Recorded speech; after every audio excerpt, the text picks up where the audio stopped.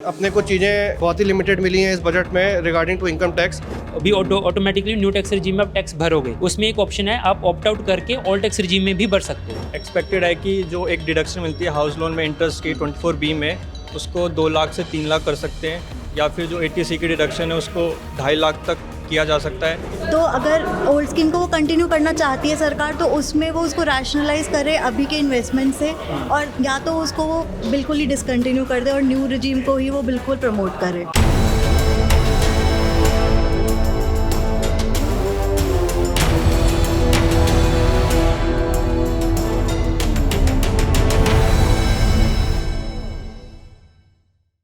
लोकसभा चुनाव 2024 से पहले निर्मला सीतारमण जी ने देश का अंतरिम बजट पेश कर दिया है।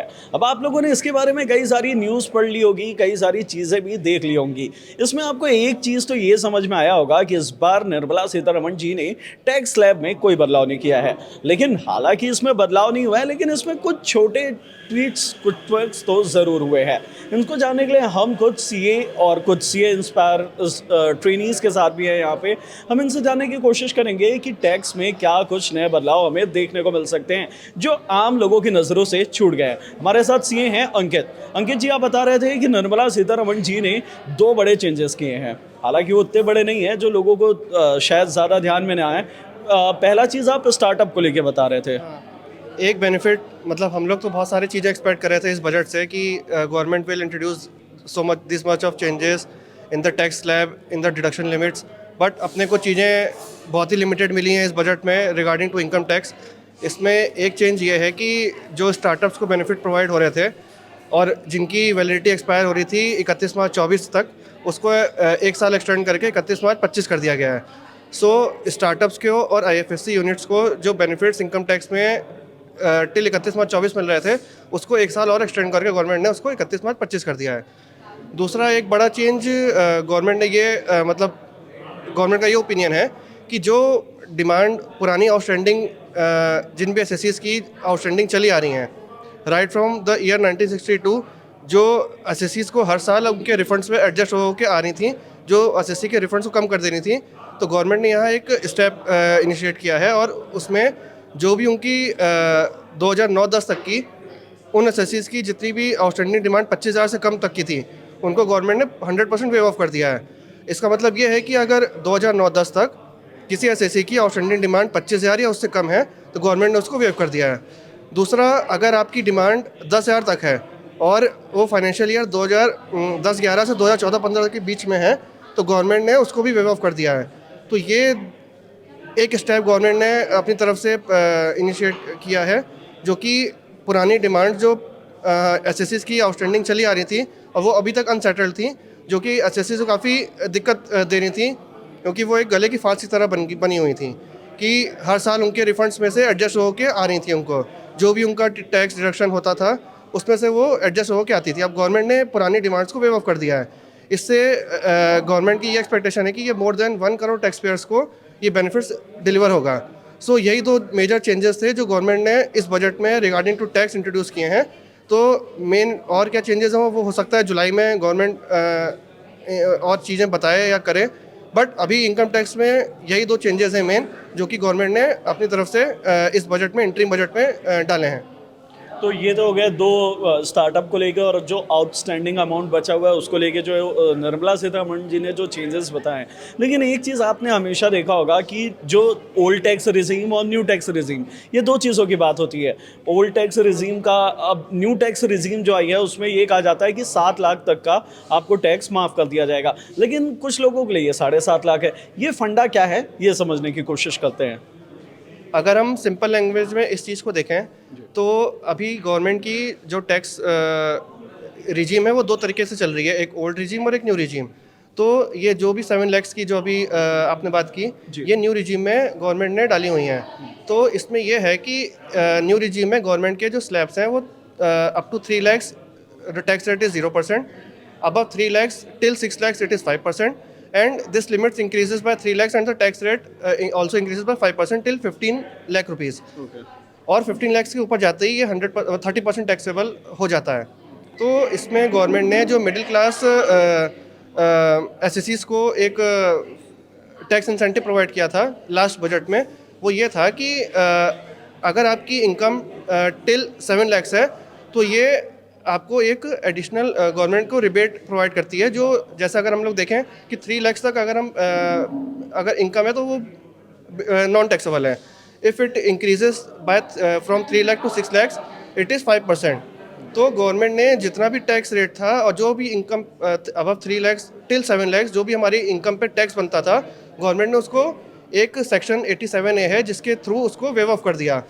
और एक स्टैंडर्ड डिडक्शन है जो कि सैलरी क्लास एम्प्लॉयज़ को 50,000 का मिलता है, जो कि पहले सिर्फ ओल्ड रिजीम में था. लास्ट ईयर से इसको न्यू रिजीम में भी लाया गया था.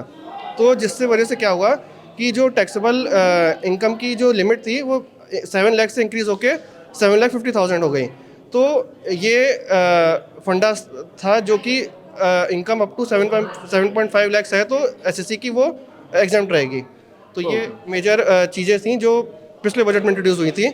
और इस बजट में इसके रिगार्डिंग कोई भी चेंजेस नहीं है. तो कोई भी स्लैब में चेंजेस नहीं है, कोई भी इनकम टैक्स रेट में चेंजेस नहीं है. बस 2 चेंजेस वही हैं जो मैंने अभी आपको पिछली उसमें बताए थे. ओके तो हमारे साथ सीए टैमरेज भी साथ में हैं. इनसे ये जानने की कोशिश करते हैं कि इनको ये बजट कैसा लगा है, इनका इन पे क्या फीडबैक है. सर देखिए, क्योंकि ये इंटरिम बजट है तो इसमें गवर्नमेंट मेजर अमेंडमेंट्स तो कुछ ला भी सकती भी नहीं थी.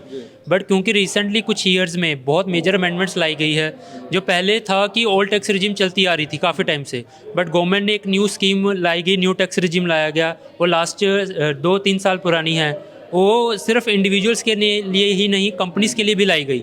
तो न्यू टैक्स रिजीम में जो गवर्नमेंट का मेन मोटो रहा है, जो हमें देखने को मिला है कि गवर्नमेंट डिडक्शंस वगैरह से हटकर लोगों को चाहती है कि जितना वो कमाएं उस पर थोड़ा थोड़ा टैक्स, जितनी इनकम बढ़ती जाती है थोड़ा टैक्स, जैसे इनकम बढ़ी उस पर टैक्स बढ़ाते जाएं. जो हमारी पुरानी चलती आ रही थी कि जो इन्वेस्टमेंट करते हम 80C में या 80D में मेडिकल इंश्योरेंस वगैरह करते थे, जो तो सरकार का वो था कि उसकी अभी कोई वो डिडक्शन नहीं मिलनी चाहिए न्यू रिजीम में. तो इस बार भी काफ़ी अटकलें लग रही थी पहले तो कि 80C की कुछ लिमिट्स हैं, वो 1.5 लाख मिलता है जो टैक्स, वो बढ़ा के कुछ बढ़ाई जाएगी ऑल टैक्स रिजीम वालों को. बट इसमें कोई भी चेंजेस नहीं किए गए. न्यू टैक्स रिजीम को फॉलो करते हुए, मतलब सरकार का है, पहले लास्ट ईयर वो बेसिक आपकी पहले हम थे कि ओल्ड टैक्स रिजीम से न्यू टैक्स रिजीम में ऑप्ट करते थे, बट अब लास्ट ईयर में वो आपकी बेस स्कीम बना दी कि हम न्यू टैक्स रिजीम ही है, जिसको ओल्ड टैक्स रिजीम में भरना है उसको वो ऑप्ट इन करनी पड़ेगी. तो अभी भी तो ऐसा कहा जा रहा है कि इस साल भी आप ओल्ड टैक्स रिजीम पे जा सकते हैं, जबकि पिछले साल ये कहा जा रहा था कि ये लास्ट ईयर है, इसके बाद न्यू टैक्स रिजीम ही आ जाएगा. नहीं, आप एक बार अभी न्यू टैक्स रिजीम आप अभी ऑटोमेटिकली न्यू टैक्स रिजीम में आप टैक्स भरोगे, उसमें एक ऑप्शन है आप ऑप्ट आउट करके ओल्ड टैक्स रिजीम में भी भर सकते हो. ओके तो आप स्विच इन कर सकते हो. फिलहाल 1 साल के लिए तो ये ऑप्शन है, एक बार आप ऑप्ट आउट करके ओल्ड टैक्स रिजीम में जा सकते हो. ये सिर्फ कंपैरिजन के लिए है. टैक्स पेयर को, एसएससी को अपना बेनिफिट देखना चाहिए कि अगर वो न्यू टैक्स रिजीम में बेनिफिट हो रहा है तो न्यू में भी भर सकता है, अदरवाइज़ वो ओल्ड में भी जा सकता है. ओके हमारे साथ कुछ सीए की पढ़ाई कर रहे हैं, कुछ ऐसे जो उसकी ट्रेनिंग ले रहे हैं, कुछ स्टूडेंट्स भी साथ में. इनसे जानने की कोशिश करेंगे कि आखिरकार ये इस इंटरिम बजट में टैक्स स्लैब्स को किस तरह देखते हैं. हेलो. टैक्स स्लैब सर एक कॉरपोरेट कंपनीज़ के लिए सेक्शन जो न्यू इंसर्ट किया था स्टार्टअप्स के लिए, उसको फिर से बढ़ावा दिया है सरकार ने. तो जो स्टार्टअप्स का बेनिफिट 1 अप्रैल 2019 के बाद से दिया था कि जो भी स्टार्टअप्स इंडिया में खुलेंगे उन पे टैक्स, नॉर्मली कंपनीज़ के केसेस में टैक्स 25 और 30% लगता है, लेकिन जो ये स्टार्टअप्स हैं उनमें टैक्सेशन की रेट सिर्फ 15% थी. तो वो जो पीरियड था जिस पीरियड में जो कंपनीज़ अपनी स्टार्टअप सेटअप कर सकती हैं, उस पीरियड को 1 साल और बढ़ाया गया है और वो 31 मार्च 2025 तक कर दिया गया है. आप इस टैक्स को किस तरह देखते हैं. इंडिविजुअल के लिए टैक्स रेट इस बार चेंज नहीं हुआ है, क्योंकि पिछली बारी बहुत उसमें चेंजेस आए थे, तो इस बार उसमें इतना चेंज नहीं किया है. जो चेंज आया मेजर वो उसी में आया है कि स्टार्टअप्स के लिए जो 1 साल की रेट बढ़ाई गई है और जो डिमांड वेव ऑफ की है वही वो है. आपके हिसाब से अगर जुलाई में अगर सरकार बजट पेश करती है तो आप क्या कुछ चेंजेस देखना चाहेंगे जो इंडिविजुअल के हित में हो.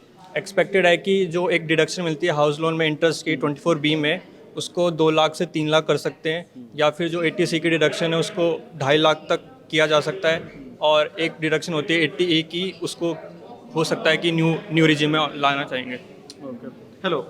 आपका इस टैक्स को जो टैक्स स्लैब किया गया उसमें आप क्या कुछ देखती हैं, क्या फीडबैक आपको. मेरा फीडबैक ये है कि सरकार हमें दोनों ऑप्शन देती है, old scheme and new scheme, but old scheme में वो कोई रैशनलाइजेशन अभी ला नहीं रही है, बिकॉज वो चाहती है कि न्यू स्कीम को ही सब ऑप्ट करें। तो जो ओल्ड स्कीम में एग्जिस्टिंग लोग हैं, अगर वो आगे उसको करना भी चाहते हैं तो वो उसमें वो अभी के हिसाब से इन्वेस्टमेंट्स जो हैं वो नहीं कर पा रहे हैं, क्योंकि उसमें कोई अमाउंट बढ़ ही नहीं रहे इन्वेस्टमेंट के। तो अगर ओल्ड स्कीम को वो कंटिन्यू करना चाहती है सरकार, तो उसमें वो उसको रैशनलाइज करे अभी के इन्वेस्टमेंट से, और या तो उसको वो बिल्कुल ही डिसकंटिन्यू कर दे और न्यू रिजीम को ही वो बिल्कुल प्रमोट करे। तो मेरा तो यही है कि दोनों को वो बराबर करके चलती रहे। तो हमारे साथ थे कुछ सीए इंस्पायरिंग स्टूडेंट्स भी, कुछ ट्रेनीज भी और कुछ सीए भी, जिन्होंने हमें बताया कि इस साल जो नया इंटरिम बजट आया है उस पर टैक्स स्लैब को लेकर क्या कुछ चेंजेस या फिर क्या कुछ अपडेट आए हैं। जुड़े रहिए अनकट के साथ।